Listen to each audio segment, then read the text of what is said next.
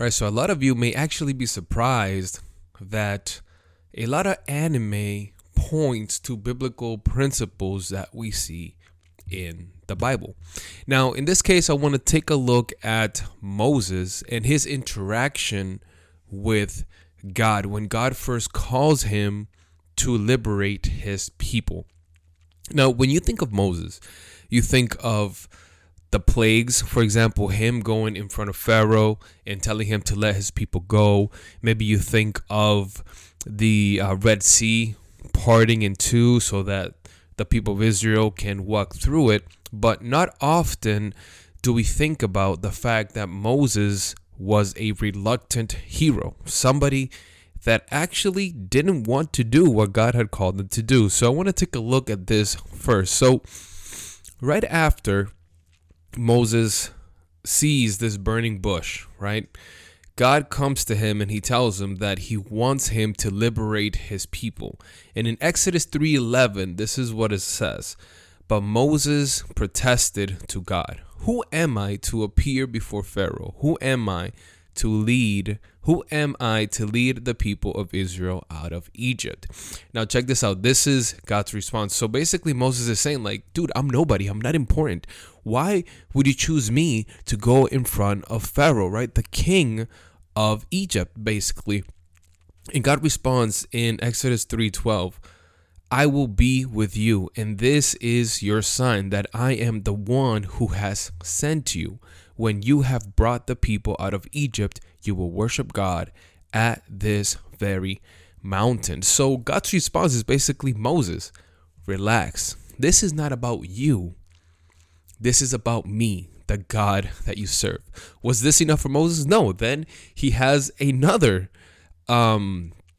objection. Then he says, well, what if they ask your name? And God replies here, "I am who I am. Say this to the people of Israel. I am has sent me." Now, the cool thing about this is that I am who I am is actually one of God's names that a lot of you may be familiar with, Yahweh. Now, God is known for a lot of different names. He's known as of Elohim, Adonai, El Shaddai. Yahweh is actually one of the ones that I've heard people refer to him the most. And this is an all-encompassing name.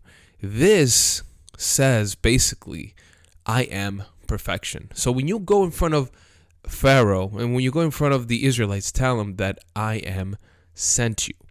Now, this wasn't enough. Moses then comes up with another excuse. He's like, what if they don't believe me? And this is when God tells him, you see the staff that you have? Throw that on the floor. And it turns into a snake. And then God tells him, hey, pick it up by the tail. And he picks it up and then it turns back into a staff. And he tells him, when they question you, do this sign in front of them and they will know I sent you. Was this enough for Moses? No. He then has another excuse. Then he says, I am not a good speaker.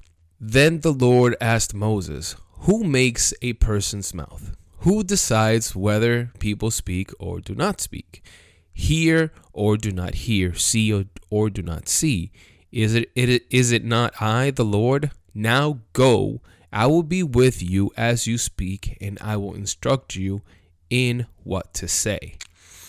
And you would think that this was it for Moses, but yet again, at this point, he has ran out of excuses, and he says to God, please send somebody else.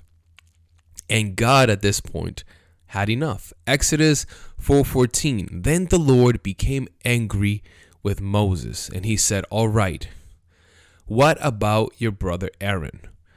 And a few things we actually learn from God here. One is that he is actually very patient with Moses. Moses is again and again coming up with different excuses as to why not to do the things that God has called him to do.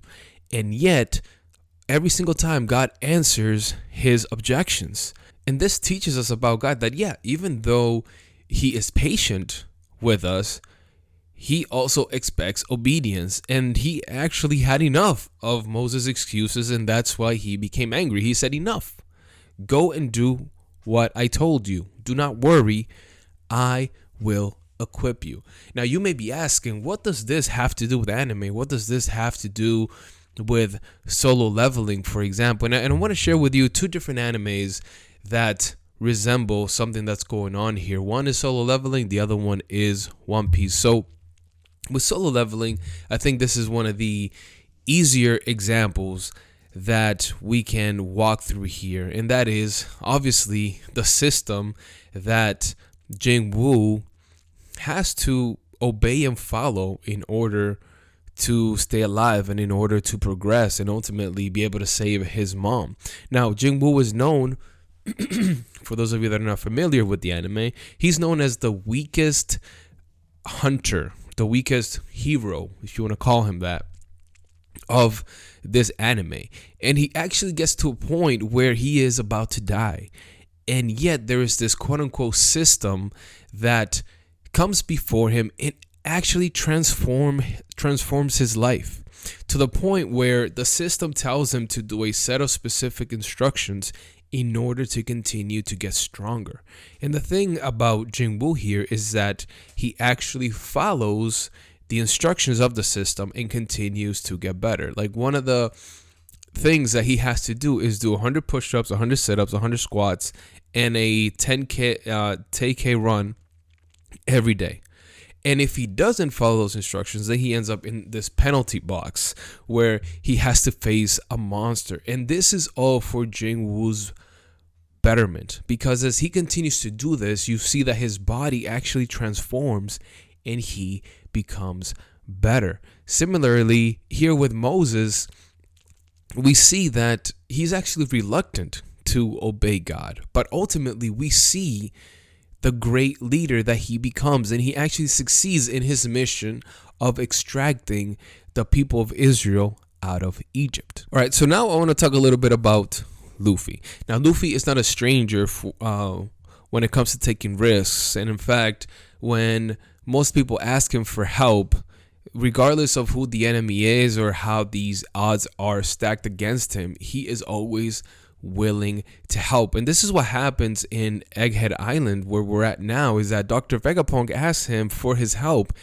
And even though in Luffy helping him, he is going to take on the world government, which is one of the largest entities of the world. This is like akin to taking on the Pharaoh in Moses, because these guys have all the power in this anime.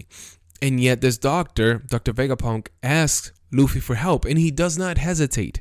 In fact, he jumps to the opportunity into helping this man that needs help. And this is an example that we should actually learn from, to be open, to be willing to answer God's call when he calls us, even though the odds may be stacked against us. The difference between Luffy and us is that obviously when we answer that call, God is going to equip us and be with us every single step of the way. So guys, I hope that this was helpful. I hope that this encourages you to answer the call when God calls you, when he is asking things of you that you may be scared of taking on. And as always, I just want to remind you that we must persevere. Let me know in the comments what you think. Did you know that Moses was this reluctant hero? And yeah, go to church, man. Peace.